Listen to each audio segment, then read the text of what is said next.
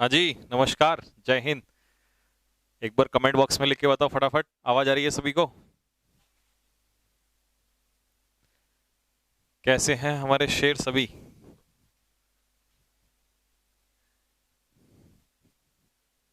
कहाँ है ये?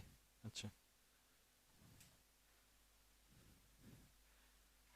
नमस्कार भाई, नमस्कार, राम राम, आदाब, सत श्री अकाल। चलो,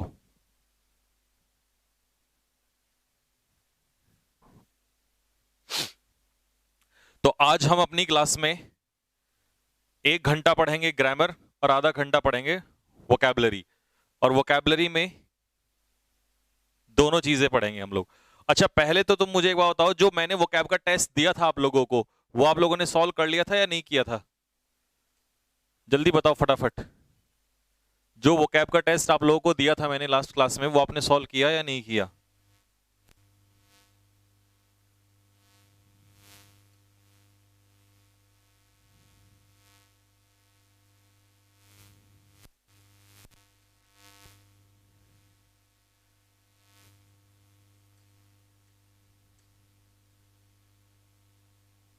ये तो मैंने सॉल्व करा दिया था।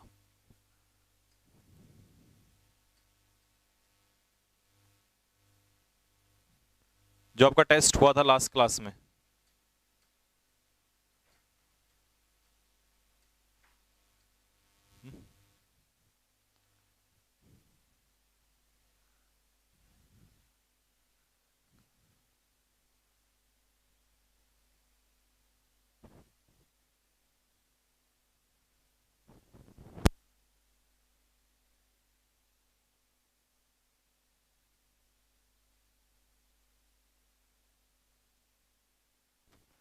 हाँ भाई, ये तो स्टोरी तो हो गई थी, इसका टेस्ट भी हो गया था। एक सैटरडे को टेस्ट हुआ था।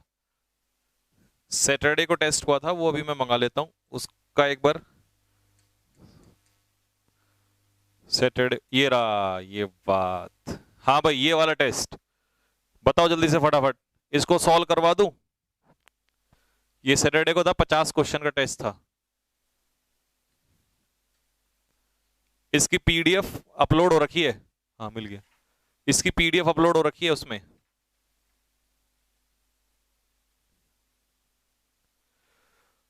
अगर सॉल्व कराऊंगा तो फिर फटाफट कॉपी में लिखते हुए चलना, ठीक है? जो आपको इसमें से याद नहीं थे वो भी आपको याद आ जाएंगे सारे के सारे। बताओ जल्दी से फटाफट, सॉल्व करें? कमेंट बॉक्स में लिखो, सारे के सारे लिखोगे तभी कराऊंगा सॉल्व। टेस्ट,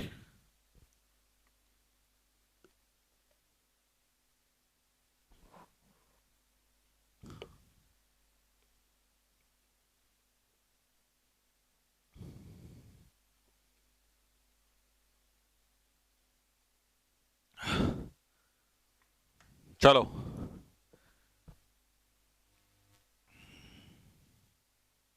आओ भाई आओ, सुनो अब जरा ध्यान से फटाफट।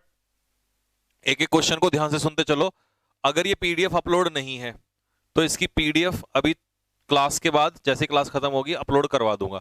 अब हर एक क्वेश्चन का मीनिंग लिखते हुए चलना, पीडीएफ तुम्हें मिल जाएगी, ठीक है?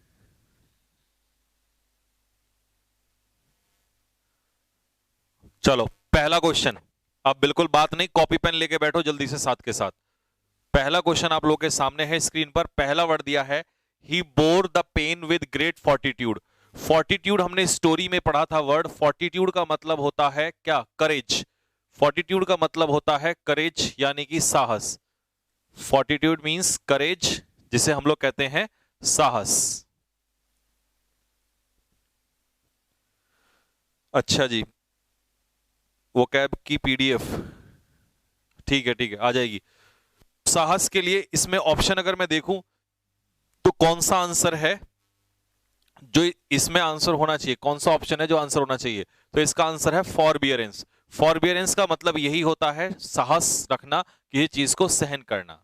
ठीक है भाई, हो गया क्लियर? हाँ, टेस्ट जो टेस्ट नहीं दे पाया था वो भी करना। अब देखो बाकी ऑप्शन में बता देता हूं। रेजिग्नेशन होता है त्याग पत्र देना, ठीक है, त्याग कर देना, तो ये आंसर नहीं हो सकता। इंडिफरेंस होता है नो इंटरेस्ट, नो इंटरेस्ट। जब आपका किसी चीज में कोई इंटरेस्ट नहीं होता है उसे हम लोग कहते हैं इंडिफरेंस। या इसी का एक सिनोनियम आता है अपैथी, APATHY। अपैथी का मतलब होता है लैक ऑफ इंटरेस्ट। अच्छा, डिफाइंस क्या होता है? डिफाइंस होता है डिसओबीडियंस, डिसओबीडियंस यानी कि किसी चीज को फॉलो ना करना, किसी बात का आदर ना करना। डिफाइंस मतलब डिफाई यानी कि किसी बात को ना मानना, डिफाइंस का मतलब हो जाता है डिसओबीडियंस, अनादर करना। तो चारों ऑप्शन आपके क्लियर हो गए हैं। ग्रामर इसके बाद कराऊंगा, पहले आधे घंटे वोकैब सॉल्व करा रहा हूं, फिर उसके बाद ग्रामर कराऊंगा। पीडीएफ डाउनलोड कैसे करें? ऑप्शन में वही मिलेगा, पीडीएफ डाउनलोड कर लेना, ठीक है। हर वोकैब की ऐसी ही पीडीएफ मिल जाएगी, टेंशन ना लो, ठीक। नेक्स्ट अगला है डिमिनिश। डिमिनिश का मतलब क्या होता है? साथ के साथ लिखते चलना क्योंकि फिर हटाने भी हैं। डिमिनिश का मतलब क्या है? डिमिनिश का मतलब होता है बेटा, डिमिनिश का मतलब होता है किसी चीज को कम करना। डिमिनिश का मतलब है कम होना, रिड्यूस, सी इसका आंसर हो जाएगा। जब कोई चीज डिमिनिश होती है तो वो घट जाती है, रिड्यूस हो जाती है। तो बाकी ऑप्शन अगर हम देखें तो वर्सन का मतलब होता है किसी चीज का खराब होना, यानी कि इसके लिए एक वर्ड लिख देंगे हम लोग एग्रेवेट, AGGRAVATE, एग्रेवेट। एग्रेवेट का मतलब होता है स्थिति का बद से बदतर होना, दिस इज कॉल्ड वर्सन, ठीक है जी। एग्रेवेट मतलब स्थिति का बद से बदतर होना, एग्रेवेट होना। फ्लाउट का मतलब क्या होता है? फ्लाउट का मतलब होता है डिसऑबे, किसी चीज का पालन ना करना, अनादर करना, दिस इज कॉल्ड फ्लाउट। और प्रोहिबिट का मतलब होता है किसी काम को होने से रोकना, किसी काम को होने से रोकना, दिस इज कॉल्ड प्रोहिबिट यानी कि प्रिवेंट। हाँ जी, प्रिवेंट करना।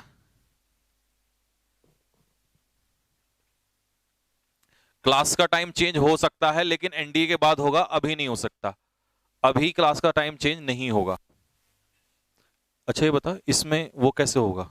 जैसे जब जो हम लिखते हैं वो एज इट इज, इसमें नहीं होगा? अच्छा, लाइट जा रही है। अच्छा, नेक्स्ट अगला, मैनी ऑफ हिज एक्विंटेंसेस, बहुत सारे उसके जो परिचित हैं, अवॉइड हिम, उसे अवॉइड करते हैं, because he is so garrulous, क्योंकि वो बहुत ज्यादा गैरुलस है। अब भाई गैरुलस बंदा कैसा होता है? गैरुलस बंदा होता है बहुत ज्यादा बातूनी, गैरुलस बंदा बहुत ज्यादा होता है टॉकेटिव होता है। और बातूनी के लिए क्या वर्ड यूज करेंगे हम लोग? वॉल्यूबल। लिखो फटाफट सर, जल्दी जल्दी करवा दीजिए, ठीक है।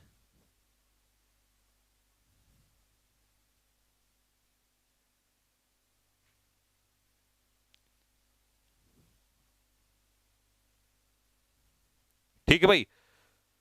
वॉल्यूबल, वॉल्यूबल कौन होता है? टॉकेटिव होता है, बातूनी होता है। अच्छा, अनरीजनेबल क्या होता है? अनरीजनेबल होता है इलॉजिकल, जिसमें कोई लॉजिक ना हो, इलॉजिकल। इलॉजिकल, जिस बात में कोई लॉजिक ना हो उसे कहते हैं अनरीजनेबल। अच्छा, सक्लेंट क्या होता है? सक्लेंट होता है जूसी, JUICY, जूसी यानी कि रसीला।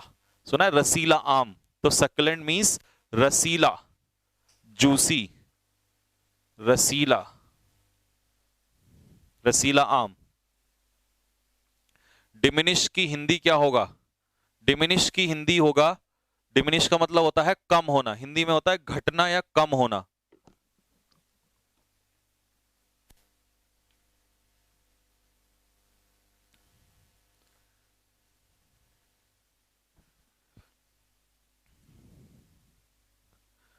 ठीक है भाई, हो गया। नेक्स्ट अगला option, he was fired for his negligence, for negligence on duty. अच्छा, इस टेस्ट में जो मैंने वोकैब दी थी वो मैंने इस हिसाब से दी थी कि कुछ नई वोकैब भी दे दें जिससे कि आपको नई भी याद होती रहे और कुछ स्टोरी की भी हो जाए, है ना। तो यहां फायर करने का मतलब क्या है? जब हम किसी को नौकरी से फायर करते हैं तो इसका मतलब है उसे डिसमिस कर देते हैं, उसे नौकरी से निकाल देते हैं। किसी को फायर करने का मतलब है नौकरी से निकालना। रेब्यूक का मतलब क्या होता है? रेब्यूक का मतलब होता है स्कोल्ड, डांटना या फटकार लगाना। तो इसका मतलब हम ऐसा कह देंगे कि बी और सी आपस में एक दूसरे के क्या है, सिनोनियम्स हैं। बी और सी बोथ आर सिनोनियम्स। ठीक भाई, हाँ जी, दोनों एक दूसरे के सिनोनियम्स होंगे।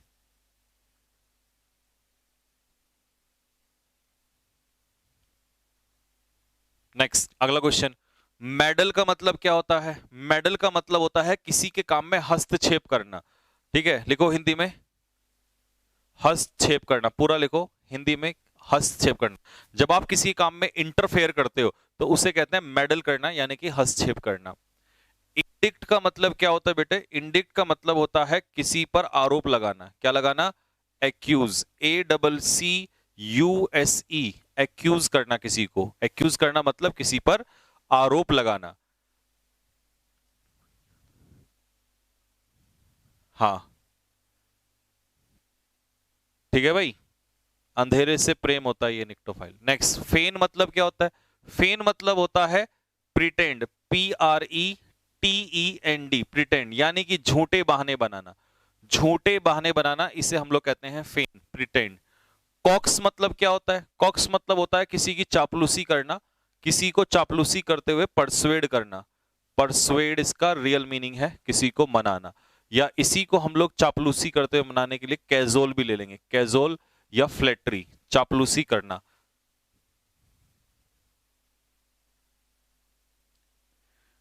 हाँ जी, रेब्यूक, रेब्यूक का मतलब होता है स्कोल, डांटना। इसका आंसर है ए। फायर करना मतलब डिसमिस, नौकरी से निकाल देना। तो सी, ये तो मैंने आपको सी और बी बताए हैं कि आपस में एक दूसरे के सिनोनियम है। रेब्यूक करना मतलब डांटना, किसी को स्कोल्ड करना, फटकार लगाना। आज रोशन सर और रॉबिन सर की क्लास होगी, बार बार कमेंट मत कर बेटे, होगी क्लास। आइसोलेट, आपने सुना होगा जब हम किसी को आइसोलेट कर देते हैं तो अलग अलग कर देते हैं। आइसोलेट करने का मतलब होता है सेपरेट फ्रॉम अदर्स, दूसरों से अलग करना, सेपरेट करना।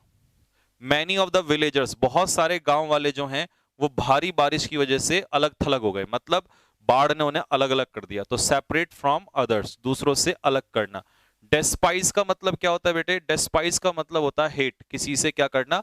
नफरत करना। डेस्पाइज करना मतलब हेट करना। डेस्पाइज करने का मतलब है किसी से नफरत करना, दिस इज कॉल्ड डेस्पाइज। लिखो फटाफट।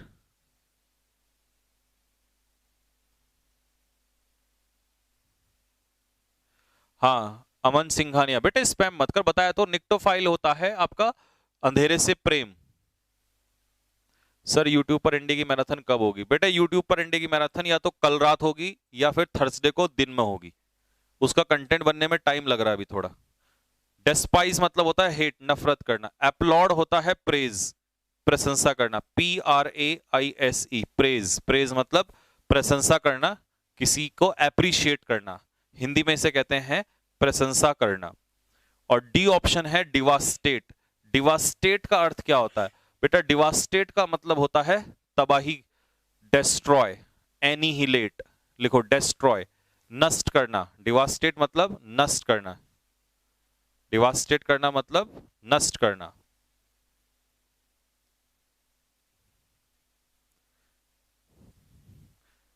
आशीष, क्या आप कभी केदारनाथ मंदिर गए हो? नहीं भाई, मैं अभी तक नहीं गया। अबे नालायक आदमी, वो कैब लिख ले, बाद में क्वेश्चन करना। सर जो आप पढ़ा रहे हो वो क्या है? वो सिनोनियम्स है।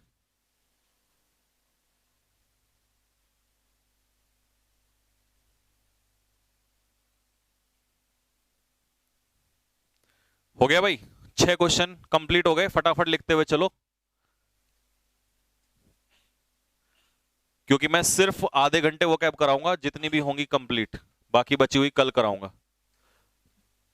ये देखो भाई, अचीव, जब आप किसी चीज को अचीव कर लेते हो तो इसका मतलब उसे हासिल कर लेते हो। अकम्प्लिश करना, अचीव करना मतलब जैसे कोई मिशन है वो अकम्प्लिश हो गया, तो इसका मतलब वो आपने अचीव कर लिया, हासिल करना। अचीव करना मतलब हासिल करना किसी। ये क्या हुआ? अच्छा, नेक्स्ट, बाइफिरकेट करना। बाइफिरकेट करने का मतलब है दो हिस्सों में तोड़ना, डिवाइड इनटू टू पार्ट्स। इसको याद करने का तरीका आपको बताता हूं। आंध्र प्रदेश का क्या हुआ था? बाइफिरकेशन हुआ था, विभाजन जिसे कहते हैं। तो आंध्र प्रदेश को कैसे तोड़ दिया गया? दो हिस्सों में तोड़ दिया गया। तो divide into two parts. Paper में सिर्फ इतना आएगा, डिवाइड करना, ठीक है।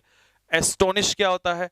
एस्टोनिश होता है सरप्राइज्ड, आश्चर्यचकित होना, किसी चीज को लेकर आश्चर्यचकित होना, ये होता है एस्टोनिश्ड। एब्डिकेट क्या होता है? एब्डिकेट होता है गिव अप, त्यागना। एब्डिकेट होता है गिव अप यानी कि त्यागना। एब्डिकेट करना मतलब त्यागना, किसी चीज को गिव अप करना, ठीक है। जैसे आपने कोई साम्राज्य, कोई गद्दी, उसको त्याग दिया, उसे कहते हैं एब्डिकेट। या इसके लिए एक और वर्ड में लिख देता हूं, रिलिंक्विश।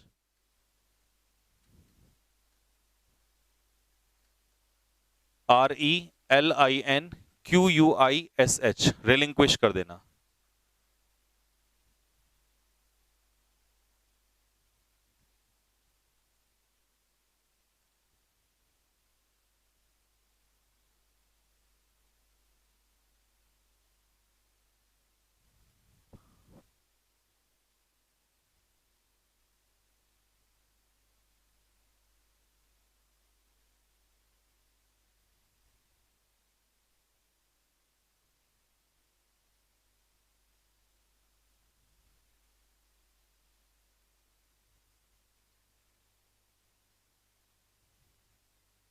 हो गया भाई।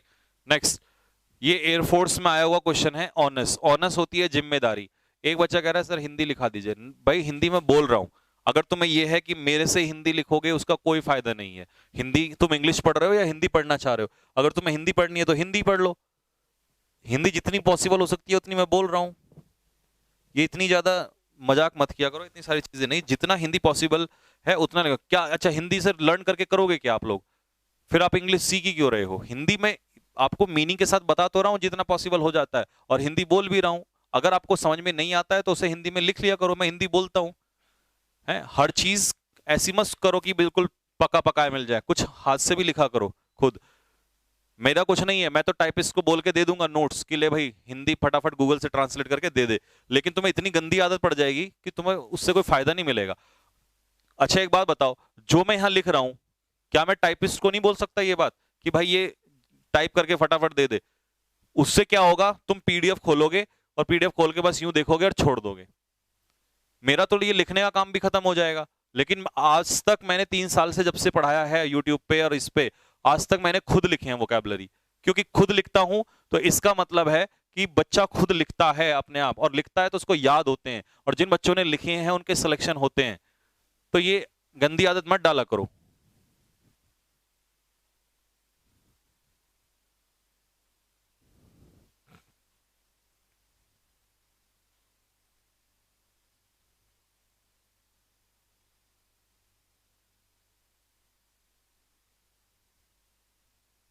चलो नेक्स्ट, अगला। लैकी क्या होता है? चापलूस। अब देखो मैं हिंदी बोल रहा हूं, चापलूस तो लिख लो उसके साथ साथ। लैकी क्या होता है? चापलूस। और चापलूस यानी कि फ्लैटर।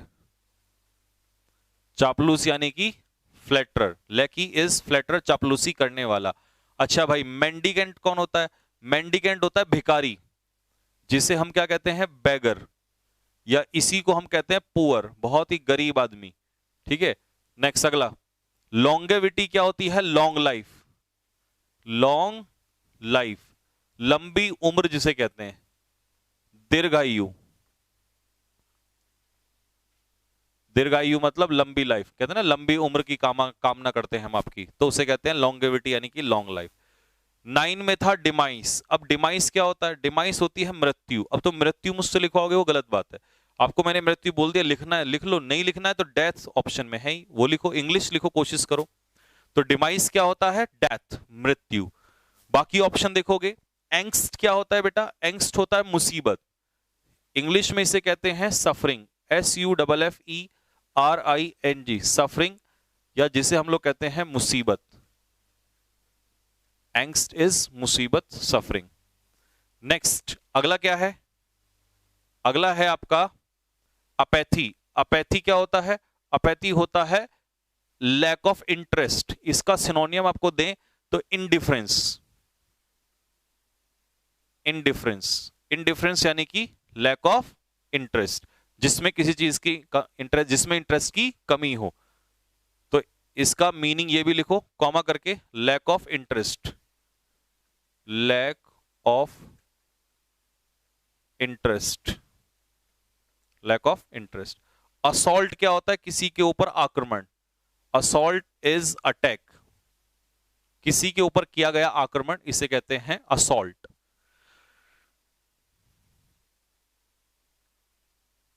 इंडिफरेंट क्या होता है? इंडिफरेंट का मतलब होता है जो किसी चीज में इंटरेस्ट नहीं रखता, जिसको किसी काम में इंटरेस्ट नहीं होता, जिसको किसी काम में इंटरेस्ट नहीं होता उसे कहते हैं इंडिफरेंट, नॉट इंटरेस्टेड।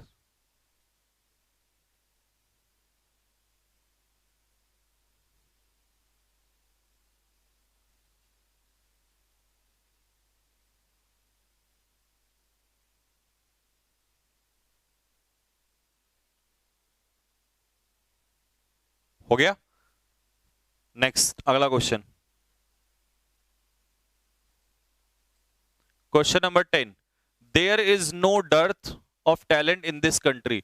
इस देश में टैलेंट की डर्थ नहीं है। डर्थ का मतलब होता है कमी। डर्थ का मतलब क्या है? कमी है। तो इसका आंसर क्या हो जाएगा? स्कार्सिटी।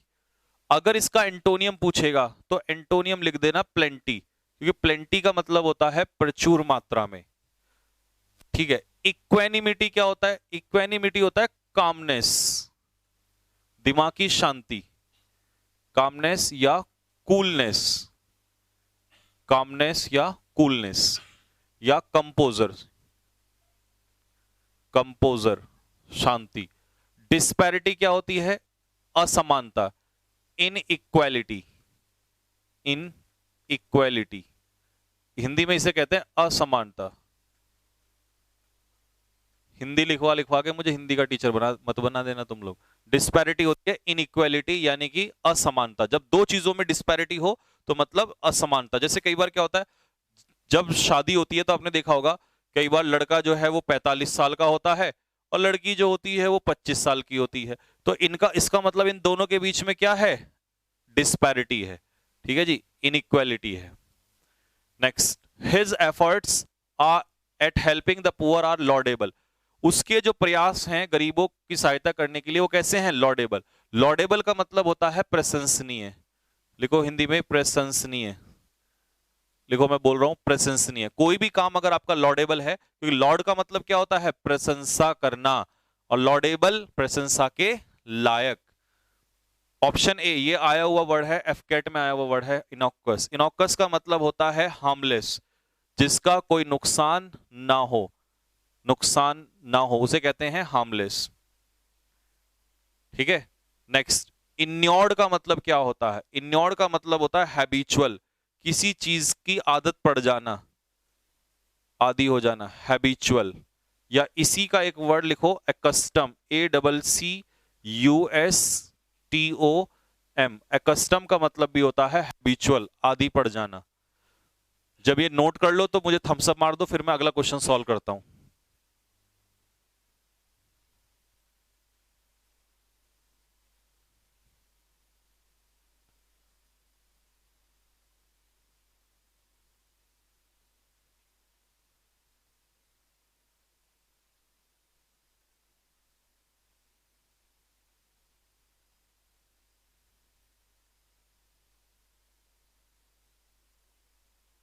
हिंदी नहीं लिखें। देख बच्चे, जिसको इंग्लिश में सीखना कंफर्टेबल है, जिसको ऐसा लगता है कि वो इंग्लिश में कंफर्टेबल है, जिसको ऐसा लगता है कि वो इंग्लिश में कंफर्टेबल है, जिसको ऐसा लगता है कि वो इंग्लिश में कंफर्टेबल है, तो इंग्लिश में लिखो। मेरी सजेशन करोगे तो इंग्लिश में समझा करो, और अदरवाइज कहीं कहीं समझ में नहीं आता उसकी हिंदी लिख लिया करो। मैं तो यही सलाह देता हूं, आज तक बच्चों को मैंने ये इसी तरीके से पढ़ाया है। वो गलत आदत डाल देते हैं कई बार टीचर्स हिंदी की, तो वो फिर बच्चा हिंदी के चक्कर में इंग्लिश के लायक भी नहीं रहता। सरकमस्पेक्ट कैसा होता है? सरकमस्पेक्ट का मतलब होता है केयरफुल। सरकमस्पेक्ट का मतलब होता है सावधान, सावधान, सतर्क, है ना। तो आंसर क्या हो जाएगा? कॉशियस। फिकंड क्या होता है भाई? फिकंड होता है फर्टाइल, फिकंड होता है फर्टाइल, जिसे हम लोग कहते हैं उपजाऊ। और फिजिबल कैसा होता है? फिजिबल, फिजिबल होता है पॉसिबल, फिजिबल इज पॉसिबल। कोई चीज जो करने लायक हो उसे कहते हैं फिजिबल, पॉसिबल या प्रैक्टिकल। जो चीज प्रैक्टिकल है वो पॉसिबल भी है, संभव, हिंदी में संभव। ठीक। इम्यून क्या होता है? इम्यून होता है सेफ, सुरक्षित, इंग्लिश में प्रोटेक्टेड, प्रोटेक्टेड। जिसके पास इम्यूनिटी होती है तो वो इम्यून होता है, और इम्यूनिटी का मतलब होता है प्रोटेक्शन, सुरक्षा। उसे कोई बीमारी नहीं लग सकती, वो सेफ होता है। सर जैसा आप लिखते हैं वैसा पीडीएफ, बेटा जैसा हम लिखते हैं वैसा का वैसा पीडीएफ 1 हफ्ते के बाद होगा। अब यहां पर देहरादून में 2 स्टूडियो बन गए हैं, एक स्टूडियो है दूसरी तरफ, एक स्टूडियो है यहां पर। होता क्या है, क्योंकि आपको पता है 4 सितंबर तक एनडी की क्लास है, तो मेरी एनडी की क्लास चलती है, तो मैं यहीं से ही क्लास ले लेता हूं, इधर से ही। वहां जा नहीं पाता क्योंकि लेट हो जाता हूं तब तक, तो इसीलिए मैं यहीं से क्लास ले रहा हूं। और इस वाले आईएफपी में वो लिखा हुए का सीन नहीं है, है ना। तो जब एनडी क्लास खत्म हो जाएगी तब वहां से डाला करूंगा उधर से। थम्स अप मारो फेंक के, अगर नोट कर लिया हो फटाफट जल्दी से थम्स अप मारो। 2:40 पे मैं छोड़ दूंगा वोकैबुलरी।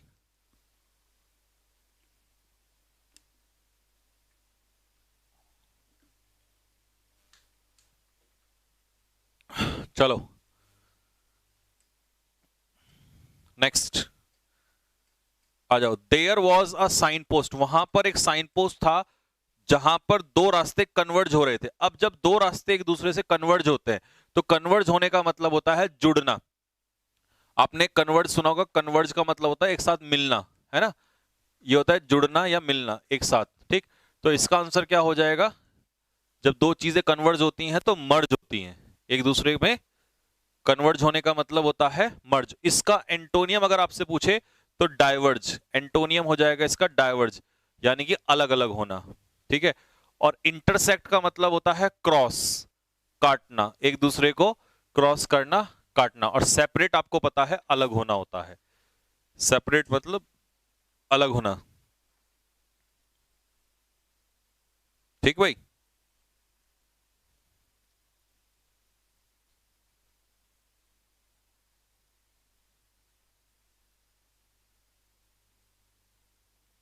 हो गया। नेक्स्ट, एब्सॉल का मतलब क्या होता है बेटा? एब्सॉल का मतलब होता है माफ करना। एग्जॉल का मतलब होता है माफ करना, यानी कि आरोप से मुक्त करना। तो आंसर क्या हो जाएगा? सी। बाकी तीनों ऑप्शन नहीं बताऊंगा, तीनों के तीनों आसान है। एबॉर्टिव क्या होता है? एबॉर्टिव होता है जो अटेम्प्ट्स आप करते हो और अगर वो यूजलेस हैं तो उसे हम लोग क्या कहते हैं? एबॉर्टिव। तो एबॉर्टिव का मीनिंग बताओ फटाफट, क्या बनेगा? क्या बनेगा? अनप्रोडक्टिव, यानी कि यूजलेस। लिखो फटाफट जल्दी से।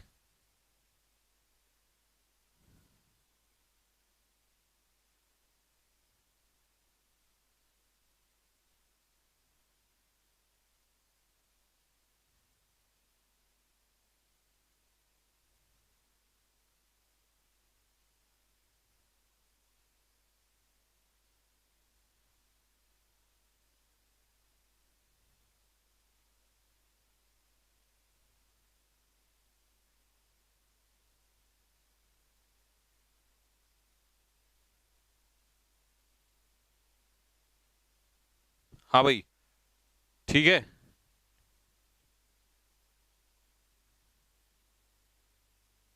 आ गया भाई। एक बच्चा कह रहा है सर उसमें एप्लीकेशन में इसका इंटरसेक्ट है, तो इंटरसेक्ट है कोई बात नहीं, वहां गलती से उन्होंने टाइप कर दिया होगा आंसर, तो ये वाला आंसर नहीं होगा। जो मैं आंसर बता रहा हूं आपको यही इसका यहां पर आंसर होगा।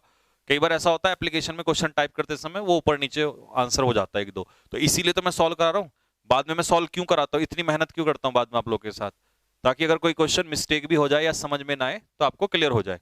देख बेटा, अगला क्वेश्चन है टैपिड। टैपिड वाटर कैसा होता है? ल्यूकवार्म, जिसे हम लोग कहते हैं गुनगुना। गुनगुना, गुनगुना पानी होता है टैपिड वाटर, यानी कि ल्यूकवार्म वाटर। बाकी सारे ऑप्शन क्या है? आसान है। थकान पैदा करने वाला, क्योंकि फैटिक क्या होती है? थकान। फैटिक क्या होती है बेटे? थकान होती है ना। और इरिवर्सिबल क्या होता है? जिसे बदला ना जा सके, that can not be reversed या that can not be changed, जिसे बदला ना जा सके। 17 क्या है? डेसिमेट। डेसिमेट करना मतलब डेस्ट्रॉय, नष्ट करना। वरीड क्या होता है बेटा? वरीड होता है चिंतित। चिंतित देख लेना, ये गलत लिख दिया शायद मैंने, है ना। चिंतित मतलब आप समझ जाना। इंग्लिश में लिख देता हूं एंक्शियस, ANXIOUS, एंक्शियस। जब आप किसी चीज को लेकर एंक्शियस होते हो तो इसका मतलब चिंतित होते हो। रिजेक्ट आपको पता ही होता है, किसी चीज को नकार देना, है ना, टर्न डाउन कर देना। रिजेक्ट यानी कि टर्न डाउन करना। एलिवेट करना, एलिवेट का मतलब होता है किसी चीज को कम करना। एलिवेट मतलब कम करना, एलिवेट करना यानी कि कम करना। तो आंसर क्या हो जाएगा इसका? लेसन।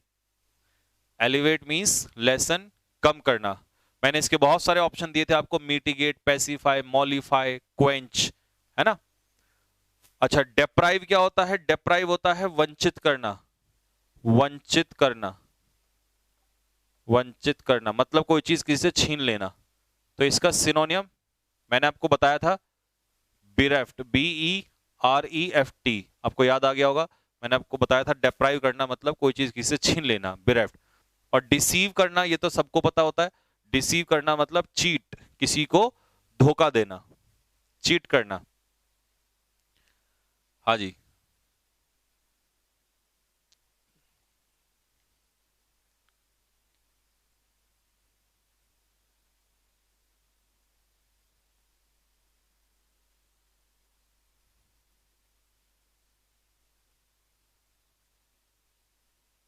हाँ जी, अब बताइए क्या कह रहे हैं। हाँ, ग्रामर स्टार्ट कर रहे हैं। एजरागो एजगोराफोबिया, अमन सिंघानिया क्या कह रहा है? एजगोराफोबिया, अरे कहाँ उल्टी सीधी चीजें पूछ रहा है इस समय, पढ़ना है, पढ़ाई पे ध्यान है तेरा, क्वेश्चन पूछने में। एजगोराफोबिया होता है फियर ऑफ फॉरगेटिंग समथिंग, किसी चीज को भूलने का डर, इसे एजगोराफोबिया कहते हैं। मेरे को ऐसा लग रहा है कि ये अमन जो है ये कोई स्टूडेंट नहीं है, ये टीचर है। बेटे मेरे से क्या पूछ के करेगा बता? अपना टाइम वेस्ट करेगा, इन बच्चों का टाइम वेस्ट करेगा। मतलब एजगोराफोबिया का यहाँ कोई मतलब है? आज तक जीवन में कम से कम क्वेश्चन तो वैसे पूछ जो पेपर में आने लायक हो, है भाई। खामखा कमेंट कर करके तू इन बच्चों का टाइम डिस्टर्बेंस करा रहा है। ये बात तो मेरे को पहले से ही पता थी कि मेरा सिलेबस टीचर ना बाय करें ऐसा हो ही नहीं सकता। Next, mediocre. मीडियोकर लोग कैसे होते हैं? मीडियोकर लोग होते हैं एवरेज, ना बहुत ज्यादा इंटेलिजेंट होते और ना बहुत ज्यादा डल होते, तो उन लोगों को कहते हैं एवरेज।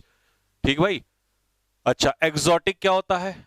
एग्जॉटिक होता है अनयूजुअल, जो सबसे अलग हो, अनयूजुअल या अनकॉमन। अनकॉमन जो सबसे अलग हो, सबसे भिन्न हो, उसे कहते हैं एग्जॉटिक। ठीक है जी, सबसे अलग, स्ट्रेंज। वॉसीफेरस, जब आप किसी चीज को वॉसीफेरसली करते हो तो इसका मतलब उसको जोर डाल के कहते हो। फोर्सफुल या लाउड, फोर्सफुल या loud, this is called.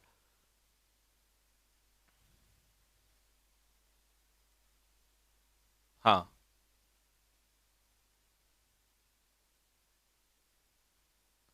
Raunak, test में बेहतर करना, इस टेस्ट में अगर अच्छा नहीं हो पाया। एविडेंट, एविडेंट क्या होता है बेटा? क्लियर, जो चीज आपको स्पष्ट रूप से समझ में आ जाए उसे आप एविडेंट कहते हैं। और इनविजिबल क्या होता है? जो आपको दिखाई ना दे, दैट इज नॉट क्लियर, ये क्लियर नहीं है। प्रोमिनेंट लोग कैसे होते हैं? प्रोमिनेंट लोग होते हैं famous. People who are prominent it means they are famous. जो लोग प्रोमिनेंट होते हैं इसका मतलब वो फेमस लोग होते हैं। तो प्रोमिनेंट पर्सनैलिटी कैसी पर्सनैलिटी हो जाएगी? Famous personality. 2:40 हो चुके हैं।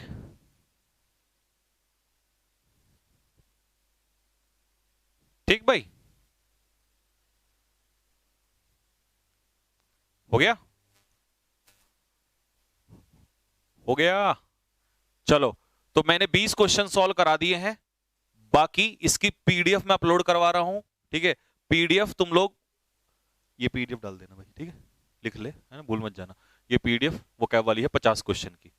ठीक है, जिन बच्चों ने नहीं किया वो इसको कर लेंगे और बाकी बचे हुए कल हम सॉल्व करा देंगे। चलो, ये काम तो हो गया डन। अब हम आते हैं अच्छा, एक बच्चा कह रहा था कि सर अगली स्टोरी से ही कराना अगली बार, और स्टोरी में फिर ऑब्जेक्टिव कराना। तो मैंने अगली स्टोरी ये वाली तैयार की है आप लोगों के लिए, मैं आपको एक बार दिखा दूं। अभी कल जब ये खत्म हो जाएगा तो इसके बाद अगली स्टोरी से ही करेंगे हम लोग। तो अगली स्टोरी मैंने जो आपके तैयार की है भाई मेरे वोकैबुलरी के लिए, ये है चाइल्ड लेबर। पिछली मैंने पढ़ाया था आपको, किससे पढ़ाया था? Women empowerment. अगली क्या है? Child labour. तो बिल्कुल उसी तरीके से चलेंगे, ठीक। और ऑब्जेक्टिव भी उसके बाद ऑब्जेक्टिव क्वेश्चंस बना देंगे इसके, ठीक है भाई। अब आते हैं ग्रामर पे। ग्रामर मुझे बताओ लास्ट हमने कहां छोड़ा था? ग्रामर ग्रामर ग्रामर हमने लास्ट कहां छोड़ा था? ग्रामर हमने लास्ट कहां छोड़ा था भाई? ऑनेस्टी इज द बेस्ट, ये तो हो गया था। प्रोनाउन वगैरह ये तो हो गया था।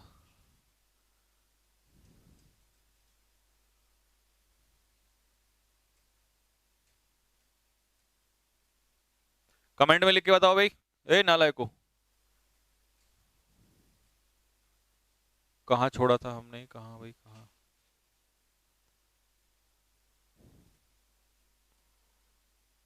कंजक्शन हो गया।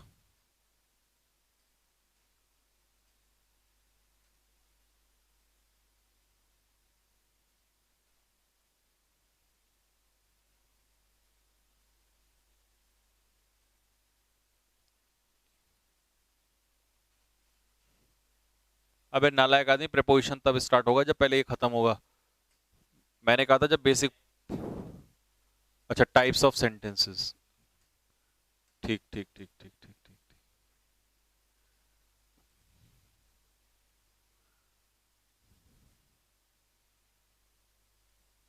हम्म।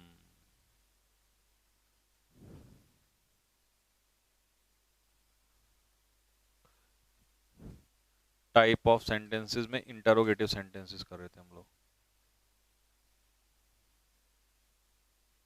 असर्टिव दो प्रकार के होते हैं, ये भी हो गया था। हाँ ये था यहां से इंटरोगेटिव सेंटेंस। कमेंट बॉक्स में लिख के बताओ सर यहीं से स्टार्ट करना था। यस सर लिखो फटाफट जल्दी से।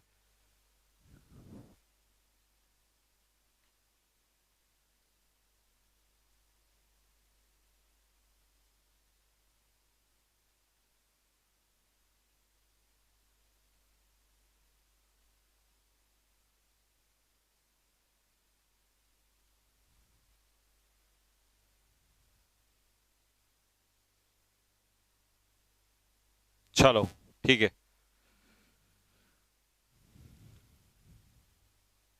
देखो भाई अब जरा ध्यान से सुनते रहना। अब कोई बिल्कुल बकवास नहीं, सिर्फ ध्यान दो केवल क्वेश्चन पे।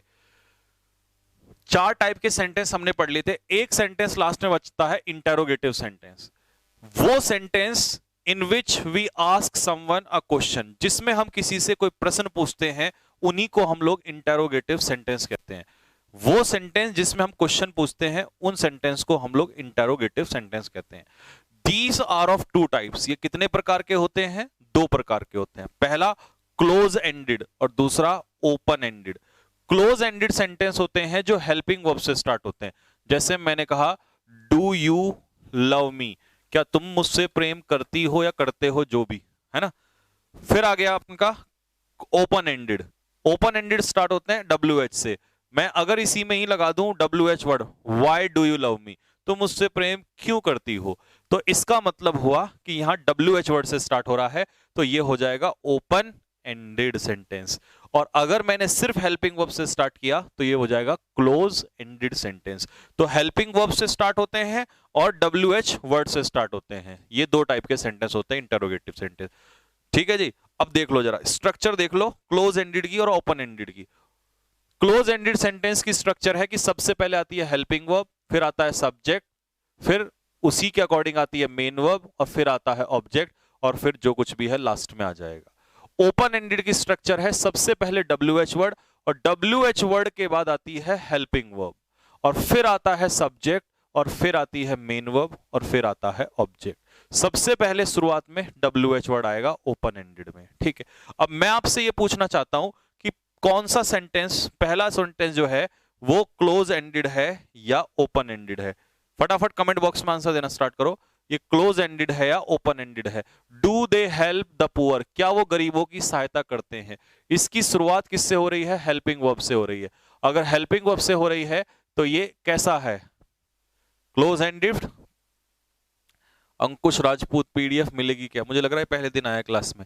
हाँ हाँ भाई, पीडीएफ सबकी मिलती है।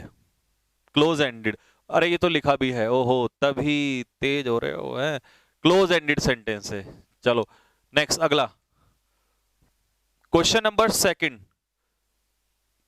क्वेश्चन नंबर सेकंड देखो, क्वेश्चन नंबर सेकंड में why do they help, W H word आ गया, ठीक है, ये हु नहीं था, ये वाई था यहाँ पे। Why do they help the poor, क्यों करते हैं वो सहायता? तो ये कैसा हो जाएगा? ओपन एंडेड हो जाएगा। Are the children making a noise in the class, तो ये हेल्पिंग वर्ब से स्टार्ट हो रहा है, तो ये हो गया क्लोज एंडेड। फिर यहां पर डब्ल्यू एच वर्ड से स्टार्ट हो रहा है, तो ये हो गया ओपन एंडेड। फिर ये डब्ल्यू एच वर्ड से स्टार्ट हो रहा है, अब मुझे एक बात बताओ, ये पांचवा सेंटेंस गलत क्यों है? या अब मजा आएगा, देखो ये तो खैर समझ में आ गया, ओपन एंडेड क्लोज एंडेड। पांचवा और छठा सेंटेंस में आ जाओ। पांचवा सेंटेंस में जो रॉन्ग लिखा है ये गलत क्यों है, और छठा गलत क्यों है? बताओ, ये दोनों सेंटेंस गलत क्यों हैं? फिफ्थ और सिक्स्थ गलत क्यों हैं? क्या दिक्कत है इनमें? ऐसी क्या प्रॉब्लम है इनमें जो ये गलत हैं? ये क्वेश्चन आपका पेपर ओरिएंटेड क्वेश्चन धीरे धीरे अब स्टार्ट हो चुके हैं। क्या गलती है?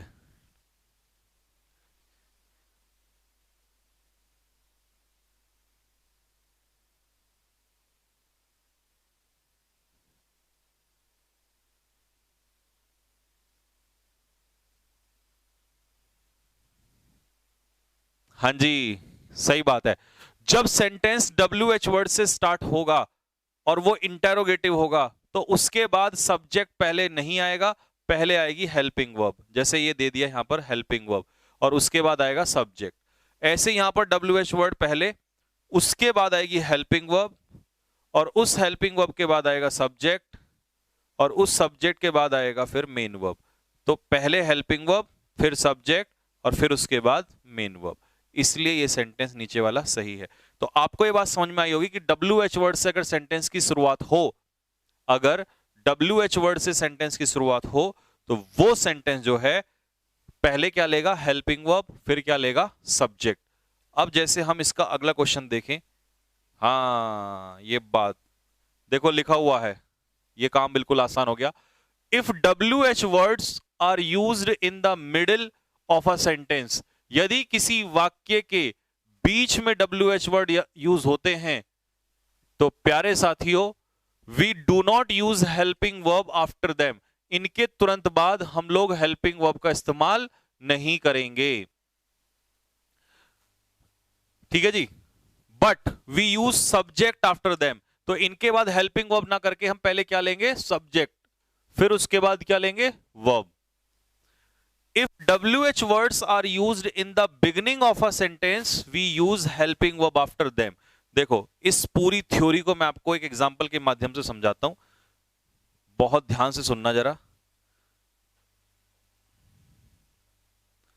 अगर मैं तुमसे कहूं वेयर, चल बे, where are, sorry, where you are going, तुम कहां जा रहे हो, तो क्या ये सेंटेंस जो है वो सही है? अगर ये गलत है तो इसका सही करके बताओ। और फिर है मेरा sentence, I want to know, I want to know, मैं जानना चाहता हूं। भाई यार ये चल क्यों नहीं रहा? आई वॉन्ट टू नो, इसको डिलीट मारना इसमें से, है ना। I want to know where you are going, full stop. बताओ ये सेंटेंस अगर सही है तो बोलो सही है, और अगर गलत है तो इसको करेक्शन करके बताओ। और ये सेंटेंस अगर सही है तो सही है, और अगर गलत है तो इसको करेक्शन करके बताओ। दोनों सेंटेंस में बताओ।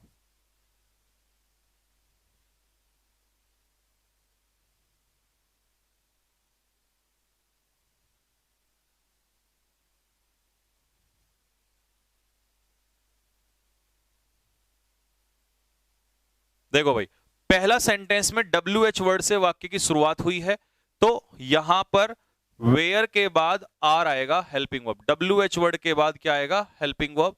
वेयर आर यू गोइंग, तुम कहां जा रहे हो, ये बन गया। लेकिन नीचे वाले में जब इसने कहा कि इस सेंटेंस की शुरुआत सब्जेक्ट से हो रही है, और वैसे भी WH वर्ड जब सेंटेंस के मिडिल में होता है तो उसके बाद आता है सब्जेक्ट, और सब्जेक्ट के बाद आती है हेल्पिंग वर्ब, यानी कि वर्ब सब्जेक्ट के बाद आएगा। ठीक है, ऐसा मत कर देना कि WH वर्ड के बाद हेल्पिंग वर्ब पहले लगा दो। तो शायद तुम्हारी समझ में ये कॉन्सेप्ट आ गया होगा कि WH वर्ड अगर सेंटेंस के शुरुआत में होगा तो पहले हेल्पिंग वर्ब आएगी, और WH वर्ड सेंटेंस के मिडिल में होगा तो पहले सब्जेक्ट आएगा। अगर ये बात तुम्हारे समझ में आ गई है तो कमेंट बॉक्स में लिखो यस सर और थम्स अप मारो। मैं आगे बढ़ता हूं, फिर तुम्हारे कुछ क्वेश्चंस चेक करता हूं।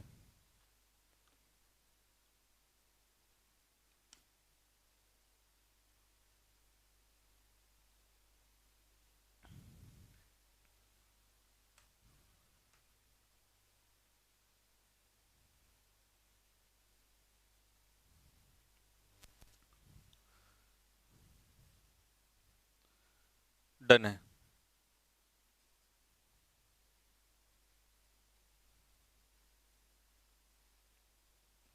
देखो भाई बच्चों, कुछ और एग्जाम्पल देखो इसको बेहतर समझने के लिए, क्योंकि ये क्वेश्चन पेपर में आता है। I want to know where, देखो वेयर आ गया। अच्छा, इसमें मैं क्वेश्चन मार्क नहीं लगाऊंगा, यहां पर लगाएंगे फुल स्टॉप। क्यों लगाएंगे फुल स्टॉप? क्योंकि वाक्य की शुरुआत किससे हो रही है? सब्जेक्ट से, और जब किसी वाक्य की शुरुआत सब्जेक्ट से होती है तो वो सेंटेंस जो है। अच्छा बच्चों, एक चीज मुझे बताओगे, अगर मैं क्वेश्चन आपसे पूछूं, हाँ भाई एक क्वेश्चन पूछूं आपसे, ये सेंटेंस WH वर्ड जो है सेंटेंस के मिडिल में है, मिडिल में है तो इसके बाद सब्जेक्ट सही है, लेकिन मेरा क्वेश्चन कुछ और है। पूछूं भाई? जहर हो गया?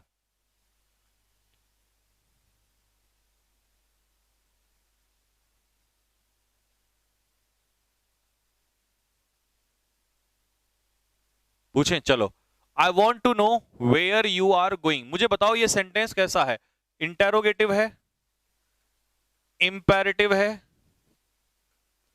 या आपका ऑप्टेटिव है, या आपका एसर्टिव है, या एक्सक्लेमेटरी है? बताओ, पांचों ऑप्शन है आपकी, बताओ कौन सा है?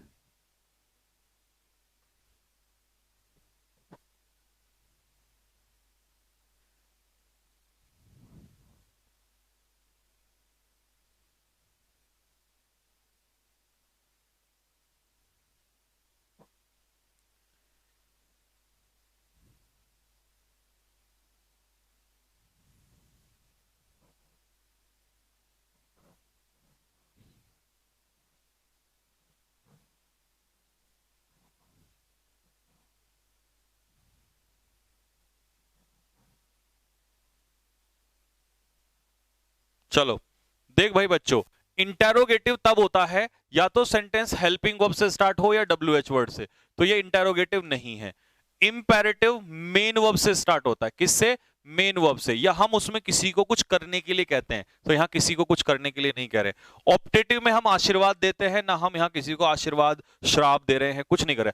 और एक्सक्लेमेटरी में सरप्राइज, आश्चर्य, ये सब होता है। तो ये कैसा है? असर्टिव सेंटेंस है। कैसा है भाई? असर्टिव सेंटेंस है। और जब ये ऐसा, क्योंकि कुछ बच्चे पता क्या कहते हैं, सर इसमें तो WH वर्ड है, ये इंटेरोगेटिव होना चाहिए। नहीं, WH वर्ड अगर सेंटेंस की शुरुआत में होगा तभी वो इंटेरोगेटिव होगा, यहां इंटेरोगेटिव नहीं है। तो ये सेंटेंस था हमारा असर्टिव सेंटेंस। कैसा था?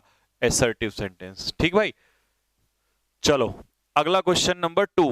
Does she know when will her husband return? Does she know when will her husband return? मुझे ये बताओ, ये सेकंड वाला सेंटेंस जो है ये गलत क्यों है? सेकंड वाला गलत क्यों है? इसमें क्या गलती है? इस वाले में क्या गलती है और यहां ये सही है? बताओ। ऐसे ही ये वाला गलत है और ये वाला सही है। क्या चेंज हो रहा है? देखो फिर से वही बात, WH वर्ड जब सेंटेंस के मिडिल में होता है तो उसके बाद हेल्पिंग वर्ब नहीं आती। तो व्हेन के बाद पहले क्या आ जाएगा? हर हस्बैंड, और हर हस्बैंड के बाद क्या आएगा? विल। और इसमें देखो WH वर्ड हाउ के बाद हेल्पिंग वर्ब आ गई, जबकि हमें WH वर्ड के बाद पहले क्या चाहिए, सब्जेक्ट। होपफुली ये कॉन्सेप्ट आपको समझ में आ गया होगा कि जब भी WH वर्ड सेंटेंस के मिडिल में होता है तो उसके बाद हेल्पिंग वर्ब नहीं आती है, उसके बाद पहले क्या आता है, सब्जेक्ट आता है। ठीक भाई मेरे, तो ये चीज आप ध्यान रखना। ये पूरा कंसेप्ट मैंने ढंग से खोल दिया। वैसे इसमें बहुत सारे एग्जाम्पल्स हैं आपको समझने के लिए, तो आप इसको खुद कर लोगे, क्योंकि मैंने रॉन्ग और राइट दोनों दिए हुए हैं। ठीक है, रॉन्ग और राइट दोनों दिए हुए हैं। ठीक भाई, अच्छा, ट्रांजिटिव इंट्रांजिटिव मैंने आपको पढ़ा रखा है, ये मैंने आपको पुरानी वीडियोस में सब पढ़ा रखा है। ट्रांजिटिव वर्ब क्या होती है, इंट्रांजिटिव वर्ब क्या होती है। ठीक है, तो आज बेसिक का एक लास्ट टॉपिक मैं यहां से उठा रहा हूं, ये सब पढ़ा रखा है मैंने। आज बेसिक का एक नया टॉपिक खत्म कर रहा हूं, कल से तुम्हारा चैप्टर फिर हम स्टार्ट कर देंगे, और उस चैप्टर का नाम होगा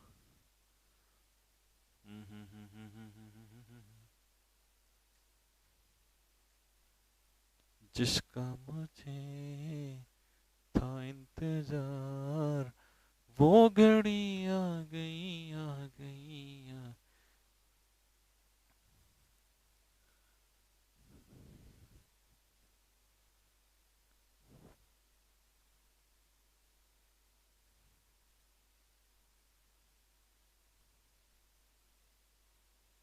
हाँ जी बिल्कुल, प्रेपोजिशन।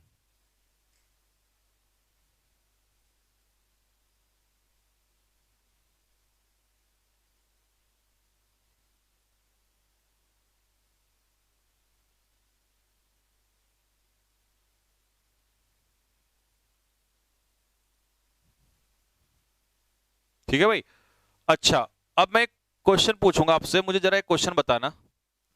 ठीक है, और जो गुरुदेव भी बैठे हुए हैं इसमें पढ़ रहे हैं वो भी जरा अपना रिप्लाई करें थोड़ा सा। ठीक, आ जाइएगा। क्वेश्चन ये है मेरे भाई, क्वेश्चन क्या है, क्वेश्चन देखो, क्वेश्चन है राम।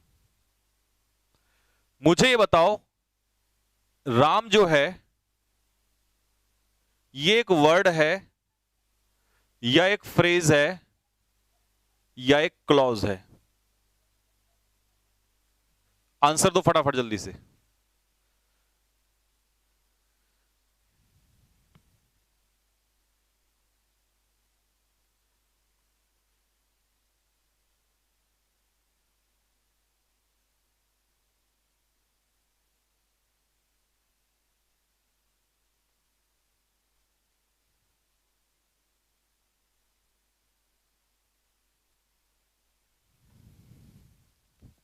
ठीक है भाई, आ जाओ, बिल्कुल सही, राम क्या है इसमें, वर्ड है।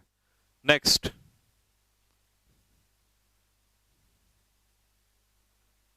The car of Ram is red. The car of Ram is red. The car of Ram, चलिए इसे हटा देते हैं। अब बताइए, द कार ऑफ राम, बताओ जल्दी से, द कार ऑफ राम।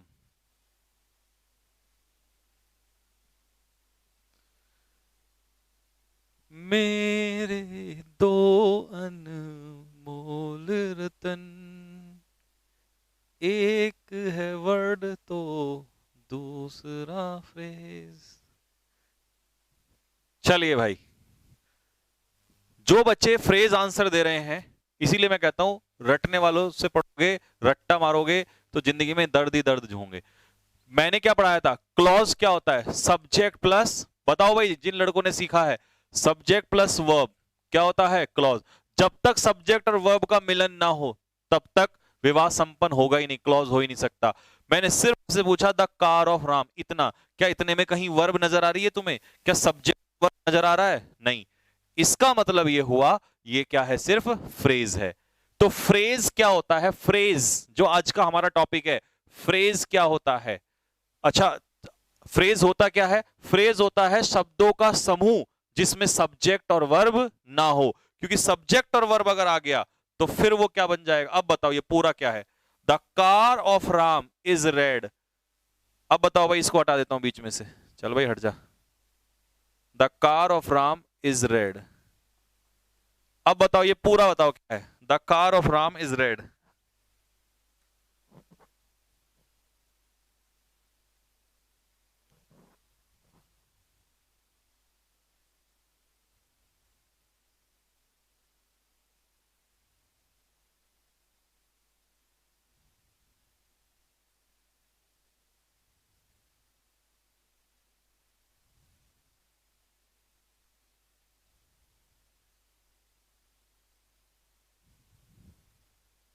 हाँ जी, चलिए, ये हो गया आपका क्लॉज, ये आपका क्लॉज, क्योंकि इसमें सब्जेक्ट भी है और वर्ब भी है। सब्जेक्ट और वर्ब आते ही और मीनिंग बनते ही पूरा कंप्लीट, तो ये हो जाएगा क्लॉज।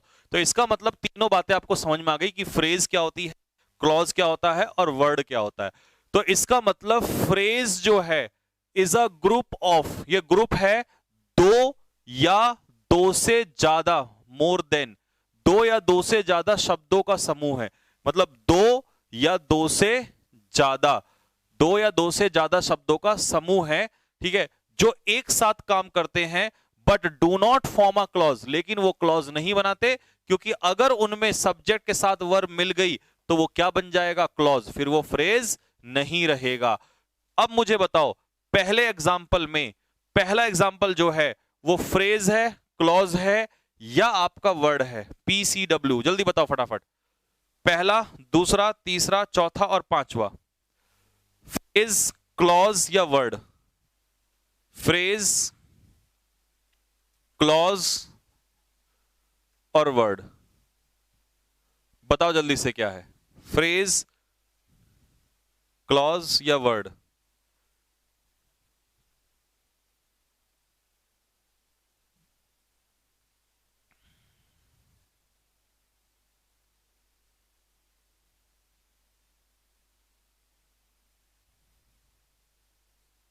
देख भाई, आफ्टर अ लॉन्ग टाइम, ये वर्ड तो है नहीं, क्योंकि वर्ड तो इतने सारे हैं। चलो, वर्ड नहीं है तो वर्ड को हटा देते हैं। अब क्या क्लॉज है? क्लॉज के लिए आपको चाहिएगा सब्जेक्ट प्लस वर्ब। क्या इसमें सब्जेक्ट प्लस वर्ब है? नहीं है। कहां है सब्जेक्ट प्लस वर्ब? नहीं है। इसका मतलब ये क्या है, एक फ्रेज है। क्या है भाई मेरे? फ्रेज। आ जाओ दूसरे में, वर्ड तो है, वर्ड तो है ही नहीं इनमें से, वर्ड तो सबके लिए काट दो, वर्ड तो है ही नहीं, ठीक है, भूल जाओ। अब क्लॉज देखो, क्या इसमें सब्जेक्ट प्लस वर्ब है? इसमें सब्जेक्ट प्लस वर्ब नहीं है, तो ये भी हो गया फ्रेज, ये भी हो गया फ्रेज। विदाउट हर पेरेंट्स, उसके माता पिता के बिना, क्या इसमें सब्जेक्ट प्लस वर्ब है? नहीं है, तो ये भी फ्रेज। बिफोर द अर्थक्वेक, ये भी फ्रेज, क्योंकि इसमें भी सब्जेक्ट प्लस वर्ब नहीं है। अंडर द टेबल, ये भी हो गया फ्रेज, क्योंकि इसमें भी सब्जेक्ट प्लस वर्ब नहीं है। तो ये सारे क्या हो गए आपके एग्जाम्पल फ्रेज के। किसके एग्जाम्पल? फ्रेज के। तो आपको फ्रेज समझ में आ गया होगा कि फ्रेज ना तो वर्ड होता और ना ही क्लॉज होता, इसी के बीच की कहानी को कहते हैं हम लोग फ्रेज। अब आता है सब्जेक्ट और प्रेडिकेट। बहुत सुने बचपन में सब्जेक्ट और प्रेडिकेट क्या होते हैं। सब्जेक्ट का मालूम सभी को है, सब्जेक्ट जो हमारा डूअर होता है, जिसको हम एम्फेसाइज करते हैं, वो होता है सब्जेक्ट। और सब्जेक्ट के रूप में या तो नाउन आता है या प्रोनाउन, ये हम जानते हैं। लेकिन हमें क्या नहीं पता होता? प्रेडिकेट नहीं पता होता। क्या नहीं पता होता? प्रेडिकेट। अब सुनना ध्यान से, किसी सेंटेंस में, अगर मैं आपको बेसिक सी बात समझाऊं, तो किसी सेंटेंस में सब्जेक्ट को छोड़कर बाकी सब कुछ क्या होता है? प्रेडिकेट होता है। क्या होता है बेटे? प्रेडिकेट होता है, क्योंकि ये सब्जेक्ट की इंफॉर्मेशन दे रहा होता है, ठीक है, ये मॉडिफाई करता है सब्जेक्ट को। A predicate is the rest part of a sentence that modifies the subject. कहने का मतलब है, प्रेडिकेट सेंटेंस का वो बचा हुआ हिस्सा होता है जो किसी सब्जेक्ट को क्लेरिफाई करता है, सब्जेक्ट को मॉडिफाई करता है, उसी को हम प्रेडिकेट कहते हैं। जैसे पहले सेंटेंस में सब्जेक्ट क्या है? ये है आपका सब्जेक्ट। इसके अलावा जो बाकी बचा हुआ हिस्सा है, ये क्या हो गया? प्रेडिकेट। दूसरे सेंटेंस में लैपटॉप क्या है? आपका सब्जेक्ट, और ये बचा हुआ हिस्सा क्या हो गया? प्रेडिकेट। तीसरे में सब्जेक्ट क्या है? ही, और ये बचा हुआ हिस्सा बाकी सब कुछ क्या हो गया? ये वाला प्रेडिकेट। नेक्स्ट, चौथे में जापान। जापान क्या हो गया भाई? जापान क्या हो गया आपका? सब्जेक्ट। इसमें जनाथन क्या हो गया? सब्जेक्ट। इसमें मिल्क क्या हो गया? सब्जेक्ट। यहां पर पार्टी क्या हो गया? सब्जेक्ट। और यहां गर्ल क्या हो गया? सब्जेक्ट। बाकी ये सब क्या है जो हाईलाइटिंग में है? प्रेडिकेट। क्या है? सब प्रेडिकेट। तो नई चीज पहली बार पढ़ी है, कोई नहीं, बहुत कुछ नया पढ़ने वाले हैं अभी तो हम लोग। तो ये हो गया सब्जेक्ट और प्रेडिकेट, यानी कि सब्जेक्ट की इंफॉर्मेशन देने वाला सेंटेंस का पूरा हिस्सा सब्जेक्ट को छोड़कर वो सारा क्या होगा? प्रेडिकेट। क्या होगा मेरे भाई? प्रेडिकेट। अब आते हैं कॉम्प्लीमेंट क्या होते हैं। क्या होते हैं जी? कॉम्प्लीमेंट। देखो दो कॉम्प्लीमेंट होते हैं, एक होता है COMPLIMENT,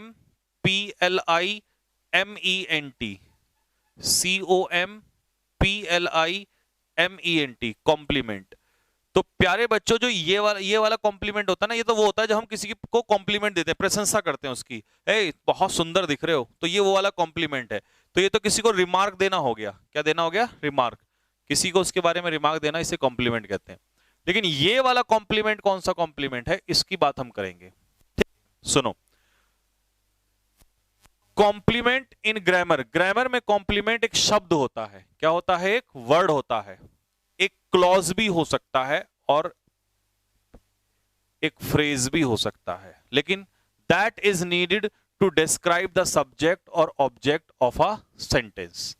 अब ध्यान से सुनना, जो किसी सब्जेक्ट या ऑब्जेक्ट को डिस्क्राइब करता है, उसकी जानकारी देता है, उसे हम लोग क्या कहते हैं? कॉम्प्लीमेंट कहते हैं। और ये कितने प्रकार का होगा? दो, सब्जेक्ट कॉम्प्लीमेंट और ऑब्जेक्ट कॉम्प्लीमेंट। सब्जेक्ट को भी कॉम्प्लीमेंट दिया जा सकता है और ऑब्जेक्ट को भी दिया जा सकता है। जैसे कि पहला सेंटेंस, एल्जेब्रा इज डिफिकल्ट। अब मुझे तुम बताओ, इसमें डिफिकल्ट जो है वो किसके बारे में जा रहा है? किसके लिए जा रहा है? एल्जेब्रा के लिए। तो यहां पर डिफिकल्ट क्या हो जाएगा? Subject complement. क्या हो जाएगा मेरे भाई? सब्जेक्ट कॉम्प्लीमेंट, क्योंकि किसकी जानकारी दे रहा है? सब्जेक्ट की। तो ये हो जाएगा सब्जेक्ट कॉम्प्लीमेंट।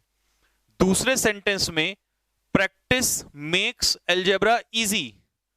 जो ये इजी है, ये किसकी जानकारी दे रहा है? प्रैक्टिस की या एल्जेब्रा की? अगर ये प्रैक्टिस की जानकारी दे रहा है तो ये सब्जेक्ट कॉम्प्लीमेंट है, अगर ये एल्जेब्रा की जानकारी दे रहा है तो ये ऑब्जेक्ट कॉम्प्लीमेंट है। तो बताओ जल्दी से फटाफट कि इजी जो है वो किसकी जानकारी दे रहा है? एल्जेब्रा की या सब्जेक्ट की?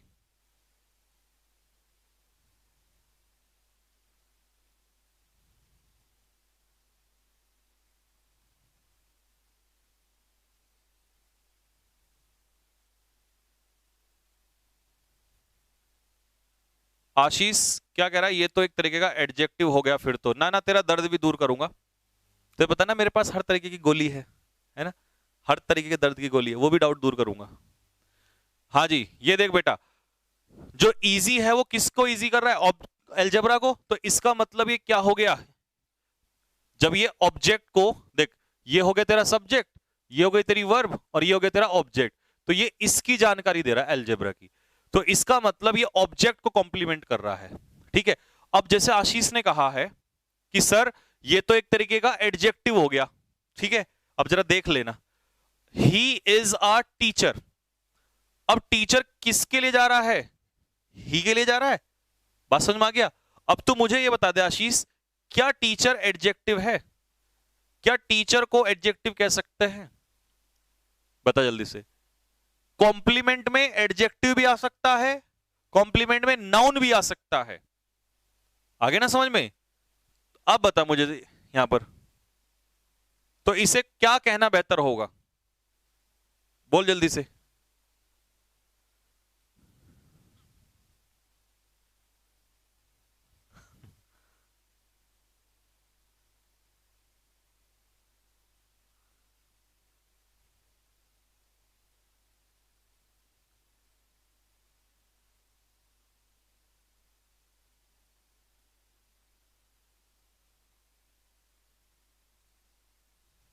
हाँ जी, तो इसका मतलब ये, वैसे तो ये नाउन है, लेकिन यहां पर ये क्या है? सब्जेक्ट कॉम्प्लीमेंट या ऑब्जेक्ट कॉम्प्लीमेंट? तो ये बेटा सब्जेक्ट कॉम्प्लीमेंट है।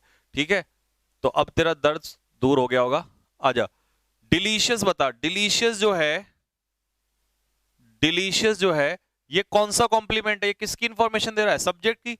तो इसे अगर हम कॉम्प्लीमेंट में पूछें तो कॉम्प्लीमेंट कौन सा कॉम्प्लीमेंट है? Subject complement. The teacher made me monitor. अब मुझे बता, ये मॉनिटर किसकी जानकारी दे रहा है? टीचर की या मी की, तभी मैं एरो ले जाऊंगा। बता, इसे सब्जेक्ट कॉम्प्लीमेंट कहेंगे या ऑब्जेक्ट कॉम्प्लीमेंट कहेंगे?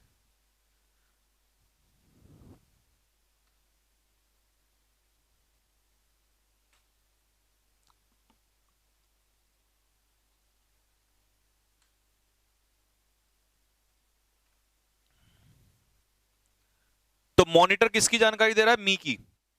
तो इसका मतलब, अच्छा वैसे मॉनिटर क्या होता है? नाउन होता है, अगर आप पार्ट ऑफ स्पीच के हिसाब से देखो। लेकिन कॉम्प्लीमेंट के हिसाब से देखो तो इसे सब्जेक्ट कॉम्प्लीमेंट कहोगे ऑब्जेक्ट? तो आप कहोगे ये हो गया ऑब्जेक्ट कॉम्प्लीमेंट, जो कि यहां पर लिखा हुआ है।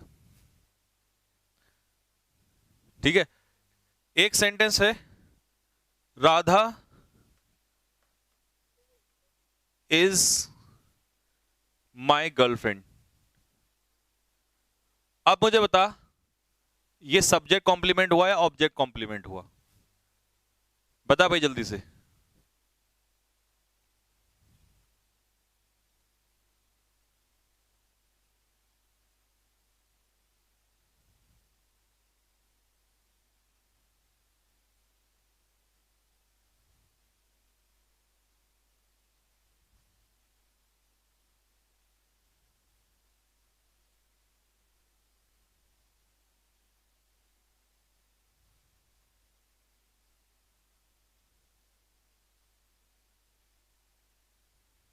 हाँ भाई, अब बता, ये जो गर्लफ्रेंड है, गर्लफ्रेंड से हमें किसके बारे में पता चल रहा है? किसकी जानकारी पता चल रही है? राधा की। क्योंकि गर्लफ्रेंड किसको कहा गया है? राधा को ही तो कहा गया, और राधा क्या है? सब्जेक्ट। तो गर्लफ्रेंड को हम यहां पर क्या कहेंगे? Subject complement.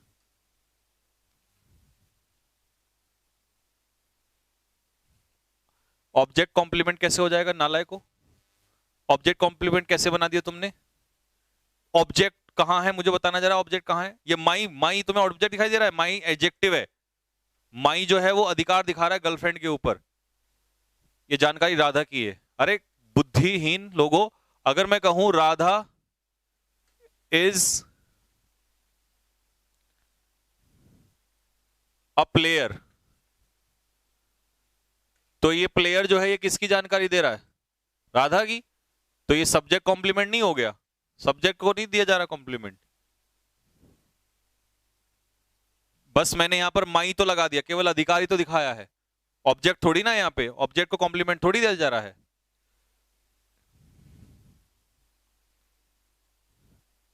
अच्छा, अगर मैं ये कहूं मोहित made me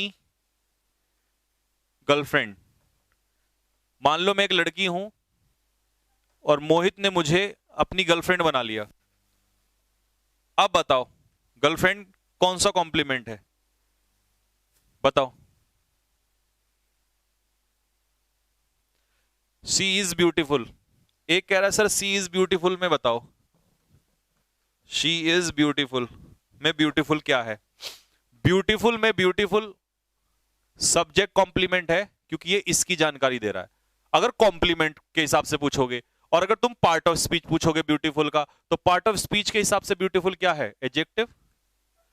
part of speech के हिसाब से क्या है? एडजेक्टिव। अगर कॉम्प्लीमेंट के हिसाब से पूछोगे तो फिर सब्जेक्ट कॉम्प्लीमेंट। आजा भाई बता, मोहित का दर्द दूर करो।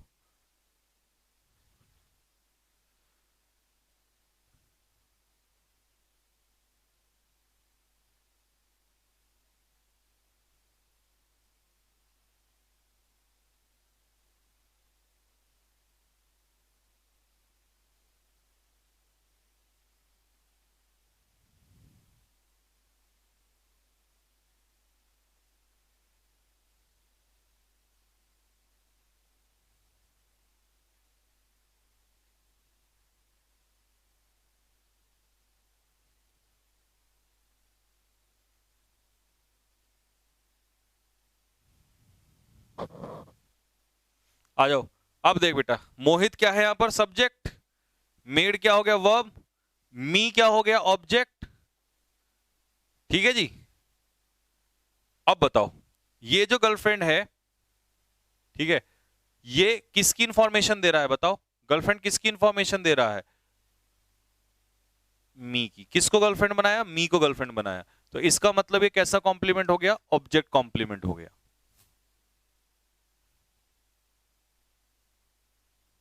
ठीक है भाई। अच्छा, एक सेंटेंस और बताओ। We elected, we elected Modi ji PM. अब बताओ, ये पीएम कैसा कॉम्प्लीमेंट है? सब्जेक्ट कॉम्प्लीमेंट या ऑब्जेक्ट कॉम्प्लीमेंट?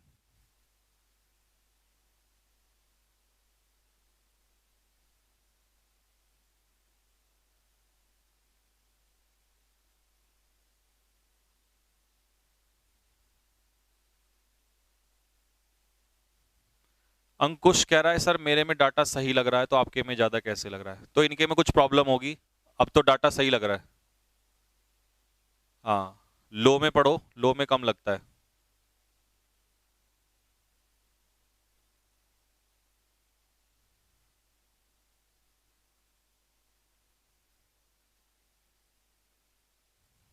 देख भाई, तो पीएम किसकी जानकारी दे रहा है? ये किसके लिए आया है? मोदी जी के लिए।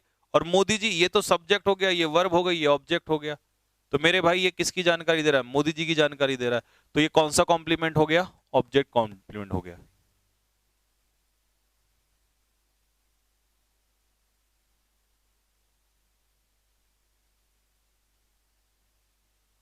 हो गया। तो ये तुम्हारा बेसिक्स जो है भाई खत्म हो गया यहां पर। अब मुझे बताओ, सब्जेक्ट कॉम्प्लीमेंट और ऑब्जेक्ट कॉम्प्लीमेंट में किसी को डाउट हो तो बोलो जल्दी से।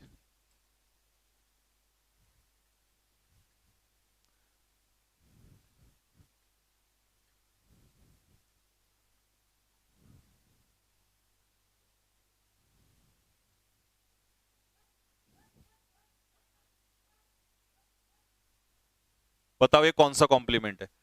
माय ब्रदर कौन सा कॉम्प्लीमेंट है?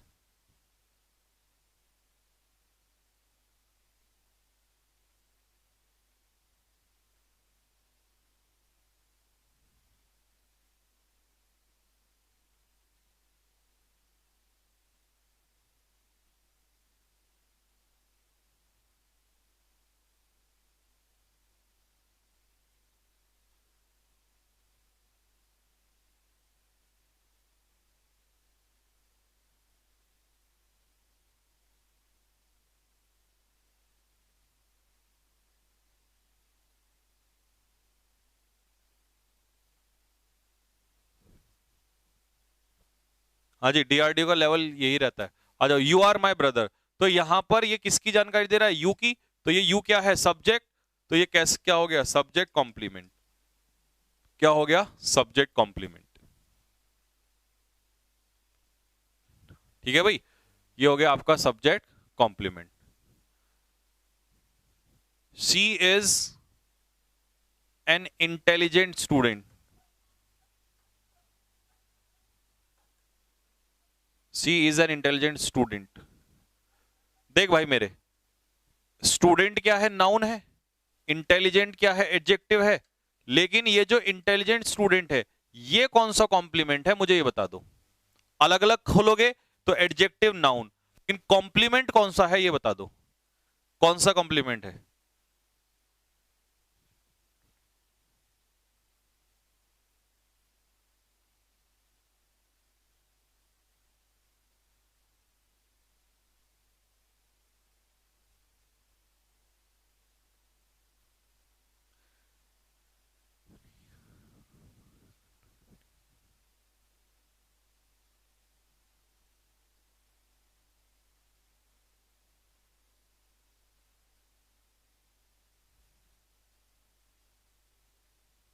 हुँ? अच्छा,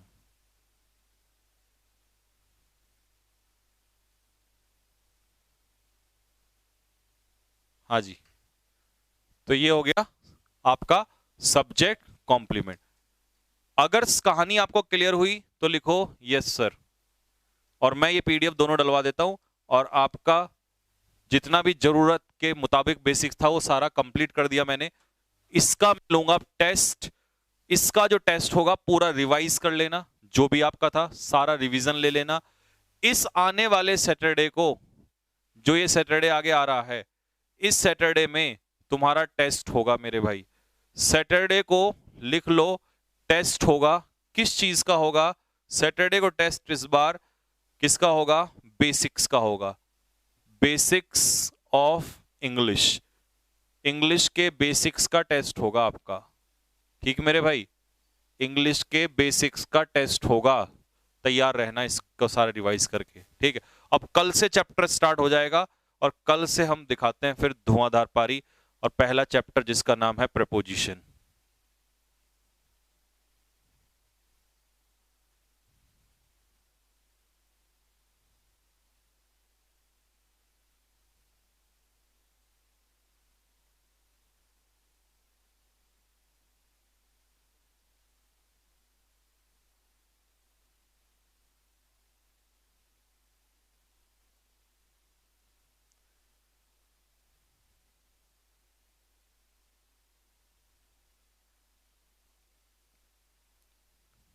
ठीक है भाई।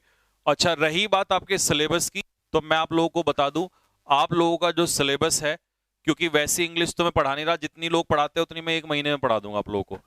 सितंबर और अक्टूबर, तो ये मान के चलो आपका मिड नवंबर, यानी कि सितंबर अक्टूबर नवंबर, मतलब 2.5 ढाई महीने में लगभग लगभग आपका मैं 90% या 100% सिलेबस कवर करा दूंगा। उसके बाद फिर हम लोग करेंगे प्रैक्टिस। और अगर तुम्हें लगता हो कि एक महीने में सिलेबस पूरा करा दो, तो सॉरी, बाकी किसी टीचर से तुम पढ़ सकते हो। पेड बैच में मैं ऐसा नहीं कर सकता कि मैं तुम्हें भगा दूं, ठीक है। हाँ, एनडीए वगैरह, सीडीएस, सीपीओ, सीजीएल, एयरफोर्स, एफकेट, सब कुछ सबके लिए सफिशिएंट हो जाएगा, ठीक है भाई।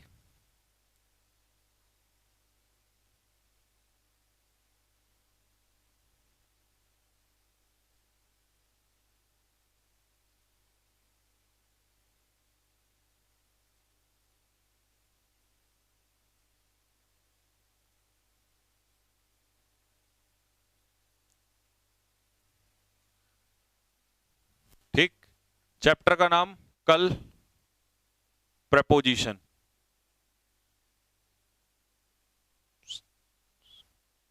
ठीक है भाई, कल आग लगाने के लिए तैयार रहो और ये रिवाइज कर लेना।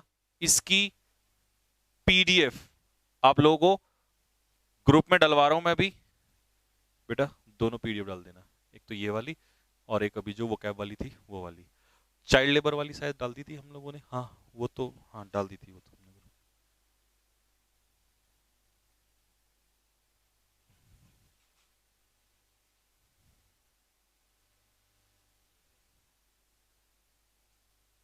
हाँ